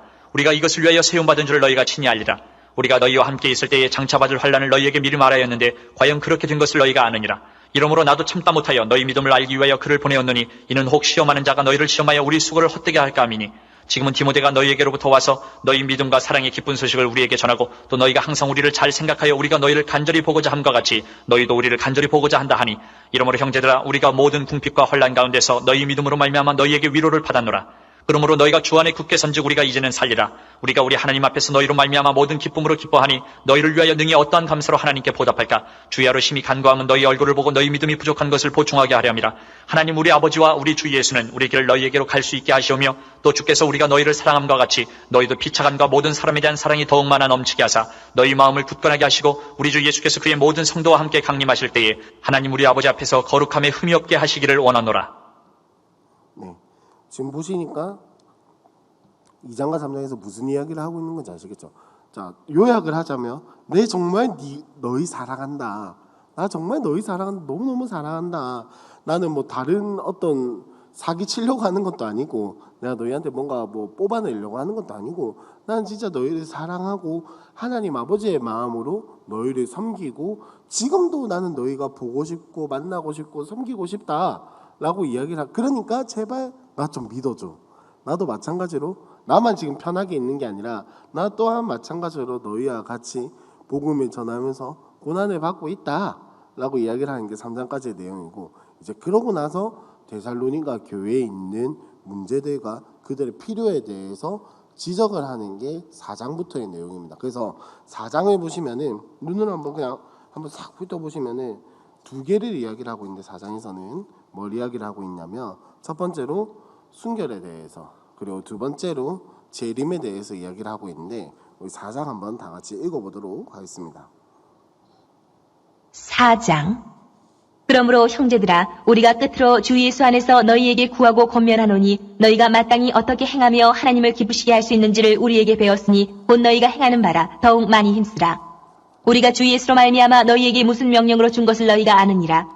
하나님의 뜻은 이것이니 너희의 거룩함이라 곧 음란을 버리고 각각 거룩함과 존귀함으로 자기의 아내 대할 줄을 알고, 하나님을 모르는 이방인과 같이 세욕을 따르지 말고 이 일의 분수를 넘어서 형제를 해하지 말라. 이는 우리가 너희에게 미리 말하고 증언한 것과 같이 이 모든 일에 주께서 신원하여 주심이라. 하나님이 우리를 부르심은 부정하게 하심이 아니요 거룩하게 하심이니, 그러므로 저버리는 자는 사람을 저버림이 아니요 너희에게 그의 성령을 주신 하나님을 저버림이니라. 형제 사랑에 관하여는 너희에게 쓸 것이 없음은 너희들 자신이 하나님의 가르치심을 받아 서로 사랑함이라. 너희가 온 마게도냐 모든 형제에 대하여 과연 이것을 행하도다. 형제들아 권하노니 더욱 그렇게 행하고, 또 너희에게 명한 것 같이 조용히 자기 일을 하고 너희 손으로 일하기를 힘쓰라. 이는 외인에 대하여 단정히 행하고 또한 아무 궁핍함이 없게 하려 함이라. 형제들아, 자는 자들에 관하여는 너희가 알지 못함을 우리가 원하지 아니하노니, 이는 소망 없는 다른 이와 같이 슬퍼하지 않게 하려 함이라. 우리가 예수께서 죽으셨다가 다시 살아나심을 믿을진대 이와 같이 예수 안에서 자는 자들도 하나님이 그와 함께 데리고 오시리라. 우리가 주의 말씀으로 너희에게 이것을 말하노니, 주께서 강림하실 때까지 우리 살아남아 있는 자도 자는 자보다 결코 앞서지 못하리라. 주께서 호령과 천사장의 소리와 하나님의 나팔 소리로 친히 하늘로부터 강림하시리니, 그리스도 안에서 죽은 자들이 먼저 일어나고 그 후에 우리 살아남은 자들도 그들과 함께 구름 속으로 끌어올려 공중에서 주를 영접하게 하시리니, 그리하여 우리가 항상 주와 함께 있으리라. 그러므로 이러한 말로 서로 위로하라. 4장에서 두 개를 이야기를 하고 있다고 했는데, 첫 번째 성적 순결이고 두 번째는 재림에 대한 이야기입니다. 근데 첫 번째 성적 순결에 대한 이야기부터 먼저 하자면은, 이 데살로니가 교회 사람들에게 제일 약한 게 뭐였냐면 성적으로 부도덕한 게 왜? 라는 인식이에요. 성적으로 부도덕한 게 왜? 다들 그렇게 살아가잖아 라고 하는 인식이야. 지금이랑 굉장히 많이 비슷한 문화라고 할 수 있는데, 뭐 하룻밤 자는 것 정도가 뭐 어때서? 그럴 수도 있지 뭐 라고 생각하는 거, 너무 가볍게 생각하는 것들, 이런 것들이 데살로니가 교회 내에 너무나도 당연하게 퍼져 있었고, 지금 사도 바울이 이야기를 하는 것은 이 성적으로 부도덕한 것은 예수 믿는 자의 삶이 아니다라는 거예요. 성적으로 부도덕한 것은 우상 숭배하는 자들의 삶인 거지 예수 믿는 자들의 삶이 아니다. 그건 당연한 게 아니다. 그러면서 이제 넘어가는 이야기가 뭐냐면은, 이렇게 살아가는 것은 형제 자매를 사랑하는 것이 아니다라는 거예요. 9절부터 그걸 넘어가면서, 자 그러면은 우리는 어떤 삶을 살아가는가?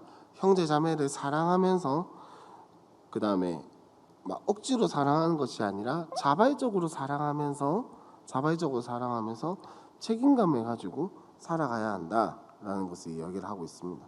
그리고 그 뒤에 13절부터는 이제 5장까지 이어지긴 한다마는 이제 재림에 대해서 이야기를 하고 있는데, 특별히 데살로니가 교회 사람들이 재림 중에서도 제일 관심이 많았던 게 뭐냐면 죽은 자들의 부활입니다.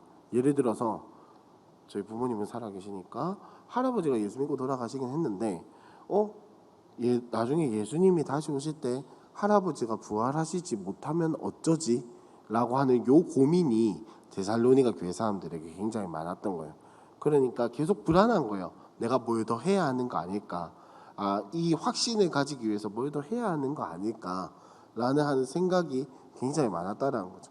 그러니까 사도 바울이 이야기를 하는 게 뭐냐면은, 자 예수님이 다시 오실 때 죽은 자들이 부활하게 될 것이다 라는 설명을 자세하고 친절하게, 그리고 마지막에 18절에 마무리 짓는 말이 뭐냐, 그러니까 걱정하지 말고 이거를 가지고 서로 위로하고 이 확신을 가지고 서로 토닥여주면서 살아가라 라고 이야기를 하는 게 4장의 내용입니다. 자 그러면 5장에 이어지는 요 재림에 대한 이야기는 뭐냐면은, 큰 틀에서는 그겁니다. 두 가지로 나눌 수 있는데 첫 번째는 방심하지 말라요. 항상 깨어 있으라라고 이야기를 하는 거고, 그리고 두 번째 재림에 대한 이야기를 하고 있는 게 뭐냐면은 걱정 마라. 하나님의 백성은 안전하다라는 거. 언약 백성은 그 심판 가운데에서 절대 두려워할 필요가 없다. 왜? 하나님이 언약 백성을 지키겠다라고 약속하셨기 때문에. 그러니 두려워 떨지 말고 오히려 기쁨과 소망을 가지고 재림을 기다려라 라고 이야기를 하는 게 5장의 내용이거든요. 우리 5장 한번 다 같이 읽어보도록 하겠습니다. 5장. 형제들아, 때와 시기에 관하여는 너희에게 쓸 것이 없음은 주의 날이 밤에 도둑같이 이를 줄을 너희 자신이 자세히 알기 때문이라. 그들이 평안하다 안전하다 할 그때에 임신한 여자에게 해산의 고통이 이름과 같이 멸망이 갑자기 그들에게 이르리니 결코 피하지 못하리라. 형제들아, 너희는 어둠에 있지 아니하며 그날이 도둑같이 너희에게 임하지 못하리니 너희는 다 빛의 아들이요 낮의 아들이라. 우리가 밤이나 어둠에 속하지 아니하나니 그러므로 우리는 다른 이들과 같이 자지 말고 오직 깨어 정신을 차릴지라. 자는 자들은 밤에 자고 취하는 자들은 밤에 취하되 우리는 낮에 속하였으니 정신을 차리고 믿음과 사랑의 호심경을 붙이고 구원의 소망의 투구를 쓰자. 하나님이 우리를 세우심은 노하심에 이르게 하심이 아니요 오직 우리 주 예수 그리스도로 말미암아 구원을 받게 하심이라. 예수께서 우리를 위하여 죽으사 우리로 하여금 깨어있든지 자든지 자기와 함께 살게 하려 하셨느니라. 그러므로 피차 권면하고 서로 덕을 세우기를 너희가 하는 것 같이 하라. 형제들아, 우리가 너희에게 구하노니 너희 가운데서 수고하고 주 안에서 너희를 다스리며 권하는 자들을 너희가 알고 그들의 역사로 말미암아 사랑 안에서 가장 귀히 여기며 너희끼리 화목하라. 또 형제들아, 너희를 권면하노니 게으른 자들을 견개하며 마음이 약한 자들을 격려하고 힘이 없는 자들을 붙들어주며 모든 사람에게 오래 참으라. 삼가 누가 누구에게든지 악으로 악을 갚지 말게 하고 서로 대하든지 모든 사람을 대하든지 항상 선을 따르라. 항상 기뻐하라. 쉬지 말고 기도하라. 범사에 감사하라. 이것이 그리스도 예수 안에서 너희를 향하신 하나님의 뜻이니라. 성령을 소멸하지 말며 예언을 멸시하지 말고 범사에 헤아려 좋은 것을 취하고 악은 어떤 모양이라도 버리라. 평강의 하나님이 친히 너희를 온전히 거룩하게 하시고 또 너희의 온 영과 혼과 몸이 우리 주 예수 그리스도께서 강림하실 때에 흠없게 보존되기를 원하노라. 너희를 부르시는 이는 미쁘시니 그가 또한 이루시리라. 형제들아, 우리를 위하여 기도하라. 거룩하게 입맞춤으로 모든 형제에게 문안하라. 내가 주를 힘입어 너희를 명하노니 모든 형제에게 이 편지를 읽어주라. 우리 주 예수 그리스도의 은혜가 너희에게 있을지어다. 5장에서 재림에 대한 이야기를 마무리하고 나서부터는 12절부터는 사실 짧은 권면, 생각나는 짧은 것들을 막 이렇게 이야기를 하는 건데, 그 중에 우리가 잘 아는 항상 기뻐하라, 쉬지 말고 기도하라, 범사에 감사하라, 뭐 이런 이야기들이 있는데, 자, 데살로니가 전서의 내용을 전체적으로 한번 요약을 해보자면 그거죠. 사도 바울의 말을 믿지 못하는 데살로니가 교인들을 설득을 하고, 그 다음에 그들이 가지고 있던 여러 가지 문제들, 성적인 순결이라든지 재림에 대한 이야기들이라든지 이런 것들을 사도 바울이 편지로 해결을 해주는 거예요. 근데 왜 이런 거를 편지로 이야기를 하냐? 그 배경까지 알아야 한다는 거죠. 데살로니가에서 사도 바울이 충분히 가르치지 못하고 쫓겨나왔기 때문에 이런 것들을 가르쳤다라는 겁니다. 어쨌든 데살로니가 전서는 그렇게 큰 줄기를 가지고 있고, 이제는 후서로 넘어가면은 데살로니가 후서는 사실 데살로니가 전서와 내용이 별반 다르지 않아요. 다루고 있는 문제가 크게 다르지 않습니다. 보시면 눈을 한번 쭉 떠보시면은 데살로니가 후서에서는 딱 두 가지 문제가 있어요. 데살로니가 교회 사람들이 두 가지 문제가 있는데, 첫 번째는 뭐냐면은 심판날이 너무 두려워한다라는 거예요. 예수님이 다시 오셔가지고 이 땅을 심판하신다고 하는데, 그때 나 잘못하면 나 그때 찍히는 거 아니야? 나 그때 불구덩이에 던져지는 거 아니야? 라는 그 불안이 너무나도 있었다라는 거죠. 그리고 두 번째로 뭐냐면은 재림에 대한 자세가 굉장히 잘못되어 있었다라는 겁니다. 그 중에 가장 큰 문제가 뭐였냐면 나태한 사람들이었어요. 자, 요거를 가장 잘 설명할 수 있는 게 우리나라에 사건이 하나가 있었죠. 예수 믿은 지 조금 오래되신 분들은 아시겠다 말은 1997년도인가요? 맞나? 다미성교회. 저는 그때 뭐 어리기도 어렸고 예수를 안 믿었기 때문에 전혀 관심이 없었는데, 다미성교회라고 하는 사람들이 뭐 그런 구체적인 이야기는 다 차치한다 하더라도 그 사람들의 특징 중에 하나가 뭐가 있었냐면, 예수님이 오실 날짜를 딱 정해놓고 그 날이 가까우면 가까울수록 집이고 직장이고 나발이고 다 팽겨치고 자기네들끼리 모여서 기도만 했거든요. 그러니까 지금 데살로니가 교회에 있는 재림을 기다리는 몇몇 사람들은, 많은 사람들이 마치 다미성교회처럼 자기가 하고 있던 생업, 자기가 가지고 있는 가정, 자기가 뭐 맺고 있는 이런 관계들, 자기가 해야 하는 것들 다 내팽겨치고 기도만 하고 있어. 나태하게 살아갔다라는 거예요. 왜? 어차피 예수님 다시 오시면 뭐 다 리셋되고 뭐 다 뭐 편하게 살아간다는데 이 땅의 건 열심히 벌어봤자 뭐하냐. 나는 아주 속 편한 생각. 그죠? 가끔 저도 하는 생각인데 어차피 예수님 다시 오실 거면 열심히 안 살아도 되지 않을까라는 그런 생각으로 살아가고 있는 사람들이에요. 근데 문제는 뭐냐면 이렇게 게으르게 살아가는 사람들이 있는데 요걸 악용하는 사람들이 있다라는 거죠. 자기만 배 쫄쫄 굶고 끝나면 될 텐데 요걸 가지고 교회에서는 데살로니가 교회에서는 너무나도 무절제한 구제가 이루어졌다라는 거예요.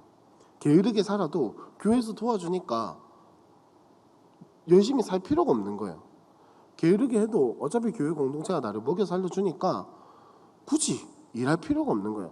사도 바울은 지금 그 사람들에게 경고를 하면서 너희가 첫 번째로 너희가 예수님의 재림에 대한 인식이 잘못되었고 두 번째로 그렇다고 해서 게으르게 살아가는 것은 오히려 하나님 앞에서 범죄하는 일이다 라는 이야기를 하고 있는 게 데살로니가 후서입니다. 그러면 우리 내용을 한번 보도록 할 텐데 1장부터 한번 읽어보도록 하겠습니다. 1장. 바울과 실루아노와 디모데는 하나님 우리 아버지와 주 예수 그리스도 안에 있는 데살로니가인의 교회에 편지하노니 하나님 아버지와 주 예수 그리스도로부터 은혜와 평강이 너희에게 있을지어다. 형제들아, 우리가 너희를 위하여 항상 하나님께 감사할지니 이것이 당연함은 너희의 믿음이 더욱 자라고 너희가 다 각기 서로 사랑함이 풍성함이니 그러므로 너희가 견디고 있는 모든 박해와 환난 중에서 너희 인내와 믿음으로 말미암아 하나님의 여러 교회에서 우리가 친히 자랑하노라. 이는 하나님의 공의로운 심판의 표요 너희로 하여금 하나님의 나라에 합당한 자로 여김을 받게 하려 함이니 그 나라를 위하여 너희가 또한 고난을 받느니라. 너희로 환난을 받게 하는 자들에게는 환난으로 갚으시고 환난을 받는 너희에게는 우리와 함께 안식으로 갚으시는 것이 하나님의 공이시니 주 예수께서 자기의 능력의 천사들과 함께 하늘로부터 불꽃 가운데 나타나실 때에 하나님을 모르는 자들과 우리 주 예수의 복음에 복종하지 않는 자들에게 형벌을 내리시리니 이런 자들은 주의 얼굴과 그의 힘의 영광을 떠나 영원한 멸망의 형벌을 받으리로다. 그날에 그가 강림하사 그의 성도들에게서 영광을 받으시고 모든 믿는 자들에게서 놀랍게 여김을 얻으시리니 이는 우리의 증거가 너희에게 믿어졌습니다. 이러므로 우리도 항상 너희를 위하여 기도함은 우리 하나님이 너희를 그 부르심에 합당한 자로 여기시고 모든 선을 기뻐함과 믿음의 역사를 능력으로 이루게 하시고 우리 하나님과 주 예수 그리스도의 은혜대로 우리 주 예수의 이름이 너희 가운데서 영광을 받으시고 너희도 그 안에서 영광을 받게 하려 함이라. 자, 1장은 조금 무서운 말이긴 하다마는 위로를 하고 있는 내용입니다. 아까 이야기를 했던 것처럼 데살로니가 교회 사람들은 박해를 받고 있었다 했잖아요. 그죠? 예수님이 재림할 때가 되면 하나님께서 너희가 당한 고난들 이런 것들 결코 잊지 않으시고 신원해 주시니까 걱정하지 마라 라고 위로하고 있는 게 1장의 내용이고 제가 아까 설명하다가 깜빡했는데 이 데살로니가 교회에서 재림에 대한 잘못된 인식 중에 하나는 뭐가 있었냐면 이미 예수님이 다시 오신 거 아니야? 근데 우리가 눈치채지 못한 거 아닐까? 라고 생각하는 그런 분위기가 있었다라는 거예요. 그렇기 때문에 예수님이 다시 오신 것 같은데 어떤 사람들 말 들어보니까 예수님이 다시 오셨다는데 왜 내 가족은 부활하지 않지? 왜 내 친척은 부활하지 않지? 왜 아직도 나는 하늘에 들려 올라가지 않지? 혹시 내가 예수를 잘못 믿었나? 하는 여러 가지 이런 생각들과 불안들이 교회 내에서 막 휩쓸고 다닌 거예요. 지금 그거에 대해서 설명을 해주는 게 2장의 내용인데 2장에서는 지금 사도 바울이 뭐라고 이야기를 하냐면 걱정 마라. 예수님 아직 다시 안 오셨다. 예수님 아직 안 오셨고 예수님이 오게 된다면 예수님이 오신다면 너희는 언약의 백성이기 때문에 결코 두려워할 필요가 없다라는 걸 이야기를 한과 동시에 예수님이 다시 오지 않으셨다는 증거가 뭐가 있는지를 설명을 해주는 게 2장의 내용입니다. 2장 한번 다 같이 읽어보겠습니다. 2장. 형제들아, 우리가 너희에게 구하는 것은 우리 주 예수 그리스도의 강림하심과 우리가 그 앞에 모임에 관하여 영으로나 또는 말로나 또는 우리에게서 받았다는 편지로나 주의 날이 이르렀다고 해서 쉽게 마음이 흔들리거나 두려워하거나 하지 말아야 한다는 것이라. 누가 어떻게 하여도 너희가 미혹되지 말라. 먼저 배교하는 일이 있고 저 불법의 사람 곧 멸망의 아들이 나타나기 전에는 그 날이 이르지 아니하리니 그는 대적하는 자라 신이라고 불리는 모든 것과 숭배함을 받는 것에 대항하여 그 위에 자기를 높이고 하나님의 성전에 앉아 자기를 하나님이라고 내세우느니라. 내가 너희와 함께 있을 때에 이 일을 너희에게 말한 것을 기억하지 못하느냐? 너희는 지금 그로 하여금 그의 때에 나타나게 하려 하여 막는 것이 있는 것을 아나니 불법의 비밀이 이미 활동하였으나 지금은 그것을 막는 자가 있어 그 중에서 옮겨질 때까지 하리라. 그때의 불법한 자가 나타나리니 주 예수께서 그 입의 기운으로 그를 죽이시고 강림하여 나타나심으로 패하시리라. 악한 자의 나타남은 사탄의 활동을 따라 모든 능력과 표적과 거짓 기적과 불의의 모든 속임으로 멸망하는 자들에게 있으리니 이는 그들이 진리의 사랑을 받지 아니하여 구원함을 받지 못함이라. 이러므로 하나님이 미혹의 역사를 그들에게 보내사 거짓 것을 믿게 하심은 진리를 믿지 않고 불의를 좋아하는 모든 자들로 하여금 심판을 받게 하려 하심이라. 주께서 사랑하시는 형제들아, 우리가 항상 너희에 관하여 마땅히 하나님께 감사할 것은 하나님이 처음부터 너희를 택하사 성령의 거룩하게 하심과 진리를 믿음으로 구원을 받게 하심이니 이를 위하여 우리의 복음으로 너희를 부르사 우리 주 예수 그리스도의 영광을 얻게 하려 하심이니라. 그러므로 형제들아, 굳건하게 서서 말로나 우리의 편지로 가르침을 받은 전통을 지키라. 우리 주 예수 그리스도와 우리를 사랑하시고 영원한 위로와 좋은 소망을 은혜로 주신 하나님 우리 아버지께서 너희 마음을 위로하시고 모든 선한 일과 말에 굳건하게 하시기를 원하노라. 자, 사도 바울이 주장하고 있는 예수님이 다시 안 오셨다라고 하는 증거는 뭐냐면은 배교하는 일이 없었다라는 거예요. 배교하는 일이 없었다. 지금 불법의 사람이 뭐 어쩌고 저쩌고 뭐 이런 이야기를 하고 있잖아요, 그죠? 요거를 요한계시록으로 가지고 온다면은 적그리스도입니다.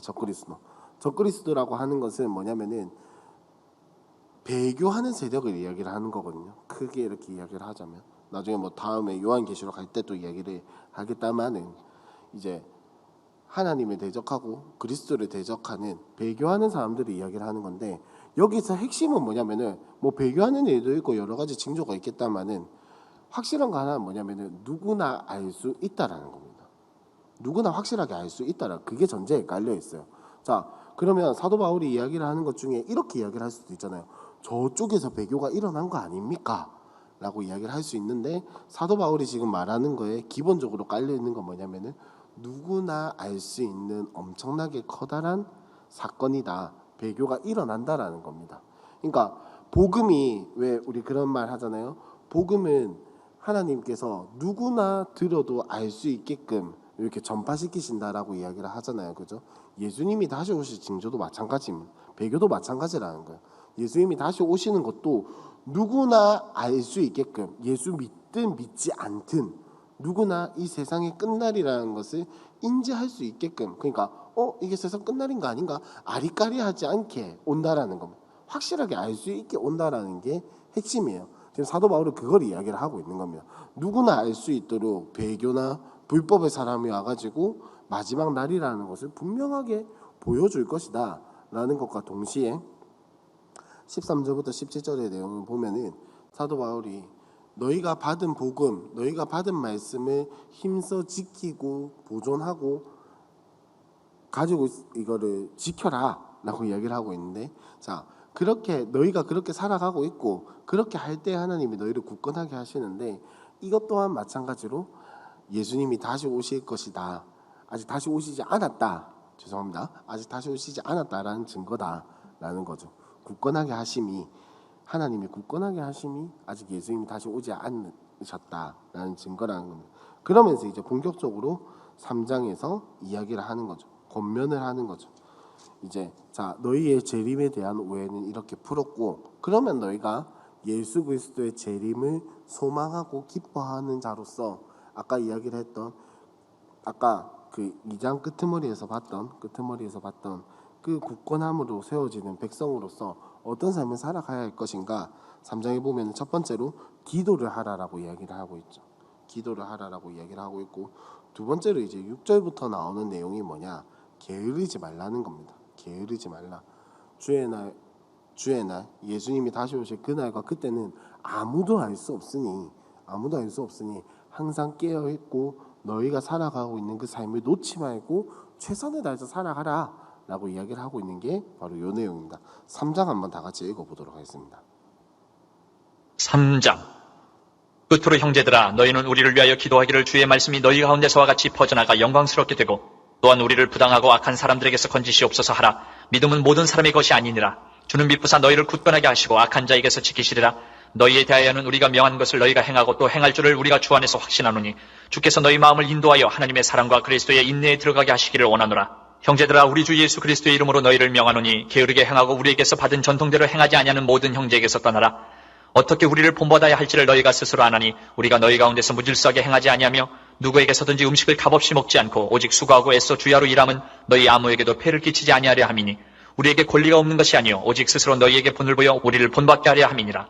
우리가 너희와 함께 있을 때에도 너희에게 명하기를 누구든지 일하기 싫어하거든 먹지도 말게 하라 하였더니 우리가 들은즉 너희 가운데 게으르게 행하여 도무지 일하지 아니하고 일을 만들기만 하는 자들이 있다 하니 이런 자들에게 우리가 명하고 주 예수 그리스도 안에서 권하기를 조용히 일하여 자기 양식을 먹으라 하노라. 형제들아 너희는 선을 행하다가 낙심하지 말라. 누가 이 편지에 한 우리 말을 순종하지 아니하거든 그 사람을 지목하여 사귀지 말고 그로 하여금 부끄럽게 하라. 그러나 원수와 같이 생각하지 말고 형제같이 권면하라. 평강의 주께서 친히 때마다 일마다 너희에게 평강을 주시고 주께서 너희 모든 사람과 함께 하시기를 원하노라. 나 바울은 친필로 문안하노니 이는 편지마다 표시로서 이렇게 쓰노라. 우리 주 예수 그리스도의 은혜가 너희 무리에게 있을지어다. 내용은 아마 다들 이해하셨을 거라고 생각하는데 한두 가지 정도 이야기를 하고 싶은 게 있는데 뭐냐면 저기 11절에 보시면 도무지 일하지 아니하고 일을 만들기만 하는 자들이라고 이야기를 하죠. 이 뭔가 일을 계속해서 만드는 그런 걸 이야기를 하는 게 아니고 이 사람들은 어떤 사람들이 이야기를 하는 거냐면 자기 거는 하지도 않으면서 남일 가지고 입대면서 사건을 만드는 사람들을 이야기를 하는 겁니다. 그러니까 일을 많이 뭐 이렇게 아이디어가 많고 요거를 이야기를 하는 게 아닙니다. 예, 남의 자기 거는 아무것도 안 자기는 아무것도 안 하면서 남의 일에 입대면서 사건 만드는 사람들이 이야기를 하는 거고 그 다음에 두 번째로 아주 중요한 원칙이 하나가 있는데 자 지금 게으른 사람들에 대해서 교회가 무분별하게 혹은 무절제하게 지원을 하면 안 된다라는 이야기를 하고 있습니다. 그죠? 그 이야기를 하고 있는데 제가 지금 하고 싶은 말은 15절에 보면 먼저 14절을 한번 보시면 누가 이 편지에 한 우리 말을 순종하지 아니하거든 그 사람을 지목하여 사귀지 말고 그로 하여금 부끄럽게 하라라고 이야기를 하고 있습니다. 근데 이러다 보면은 사람은 필연적으로 미워하는 마음이 생기기 마련인데 사도 바울은 그 뒤에 하고 있는 아주 중요한 말을 하고 있죠. 그러나 원수와 같이 생각하지 말고 형제같이 권면하라라고 이야기를 하고 있습니다. 교회 내에서 잘못한 사람이 있겠죠. 교회 내에서 연약한 거 말고 잘못하는 사람이 있겠죠. 대놓고 불순종하는 사람도 있겠죠. 있는데 그 사람들에 대해서 교회가 우리 모두가 어떤 태도를 취해야 하는지를 사도 바울이 이 한 문장에 다 담고 있는 겁니다. 원수와 같이 여기지 말고 형제같이 권면하라는 거예요. 자, 예수님이 여러 가지 말씀을 하셨는데 그 중에 하나가 뭐냐면은 그거 기억나시나요? 두세 사람이 가서 권면하고 증인이 되어줘라 라고 이야기를 하는데 첫 번째는 뭐냐면은 자 이게 뭔지 아시죠? 형제가 잘못했을 때 죄를 범했을 때 교회가 어떻게 그를 권면해야 하는가에 대한 내용인데 자 첫 번째로 예수님이 말씀하신 첫 번째 해야 할 건 뭐냐? 네가 직접 가서 권면을 하라는 거야. 근데 그래도 안 듣는다. 그러면 두세 사람이 가가지고 두세 사람이 그때 증인의 최소 요건이거든요. 그러니까 최소한의 증인의 요건을 갖춘 뒤에 가서 권면해라. 그래도 안 듣는다. 그러면 교회 앞에 세워라 라고 이야기를 하거든요. 근데 왜 그렇잖아요. 사람이 많은 데 앞에서 하면 세워놓고 죄를 지적을 하면은 약간 공개 처형하는 그런 느낌 들잖아요. 근데 교회에서는 그렇게 하면 안 된다라는 거죠. 공회 앞에 세우라는 것은 그 사람의 죄에 대해서 공개 처형을 해라, 공개적으로 비난을 해라 라는 말이 아니라 교회가 그를 위해서 품고 안고 그의 잘못을 깨닫게 하기 위해서 애쓰라는 말입니다. 물론 이제 앞에 세워놓고 막 이렇게 질문을 하다 보면 상처받을 수도 있고 하겠다마는 기본적으로 그렇게 하는 이유는 그 사람을 돌이키기 위해서 그 사람이 돌아서게 하기 위해서 하는 거거든요. 여기서도 마찬가지라는 겁니다. 그 게으른 사람에 대해서 재정적인 지원을 끊고 그 사람이 잘못한 것에 대해서 이야기를 하고 그 다음에 그 사람을 사귀지 말고라고 이야기를 하는데 여기서 사귀지 말라는 것은 뭐 인간적인 관계를 완전히 끊어라 라는 것이 아니라 그 사람을 이렇게 뭐랄까요 잘 대해주고 막 이렇게 하는 거를 금지하라는 거예요. 이제 그만하라는 거예요. 그만하고 그 다음에 그로 하여금 부끄럽게 하라는 거는 대놓고 면박을 주고 비난을 하라는 게 아니라 그의 잘못을 깨닫게 하라는 겁니다. 그의 잘못을 깨닫게 하는데 거기에 미워하는 마음, 싫어하는 마음, 제가 나갔으면 좋겠는 마음, 제가 내 눈앞에서 사라졌으면 좋겠는 마음, 이 마음으로 하는 것이 아니라, 원수를 대하는 것이 아니라 이 사람이 언제든 돌아왔으면 좋겠다라는 사랑의 마음, 이 사람도 여전히 우리 교회의 공동체다라고 여기는 마음, 그 사람을 정말로 안타깝게 여기고 그 사람이 하나님 앞에서 정말로 마음을 돌이켜서 살아갔으면 좋겠다라고 하는 긍휼과 자비의 마음을 담아서 하라는 거예요. 그래서 뭐 갑자기 마지막에 제가 엑셀레이터를 세게 밟는데 사랑의 마음을 담으라는 겁니다. 혹시나 만약에 우리 가운데에서, 우리 공동체 가운데에서 뭔가 잘못을 했다든지, 우리가 생각하는 기준이라든지 교회에서 일반적으로 다루고 있는 어떤 틀, 이런 것에서 벗어난다면, 우리는 참 마음이 그렇거든요. 내 눈에서 딱 벗어나는 사람은 바로 정죄하고 싶잖아요, 그죠? 정죄하고 싶고 면박 주고 싶고, 저만 그런 건지 모르겠는데 아무튼 사람이라면 이렇게 잘못을 지적하거나 이럴 때 뭐랄까, 이 참 못된 마음이 쉽게 들어가요. 하지만 참 그런 마음을 우리가 절제하고 사랑의 마음을 담아서 할 필요가 있다라는 점을 우리가 기억을 했으면 좋겠습니다.